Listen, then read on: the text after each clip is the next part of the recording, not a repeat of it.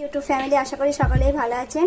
তো আমি আজকে আপনাদেরকে রান্না করে দেখাবো খুবই সহজভাবে বাচ্চাদের জন্য খিচুড়ি। চলুন কি কি আমি দিচ্ছি আপনারা দেখে নিন। প্রথমে দেখুন আমি চাল আর মুসুর ডাল নিয়েছি হাফ কাপ, আর 1 কাপ নিয়েছি চাল। এটাকে ভালোভাবে দিয়ে প্রেসার কুকারে এরকমভাবে ঢেলে নিয়েছি। তারপরে দেখুন এখানে লবণ নিয়েছি আর হলুদের গুঁড়ো, এই দুটোই দেবো। 1 চামচ লবণ দিয়েছি আর হাফ চামচ একদম অল্প হলুদের গুঁড়ো দেবো।